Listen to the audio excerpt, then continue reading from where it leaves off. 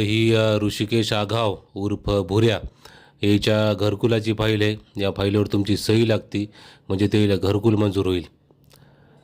आपल्याच वार्डातलं आहे आणि आपल्याच मतदान केलं तर त्यानं. मतदान मला म्हणल्यावर पाहायचं काय काम आहे. 2 सह्या करतो एका मागं एक. डोळे झाकून त्या बी. तर भुऱ्याला इथं घरकुल मंजूर झालेलं आहे. आणि भुऱ्याबद्दल सांगायचं म्हणजे खरं तर सांगण्यासारखं काय नाही, पण हे मंजूर झालेलं आहे घरकुल.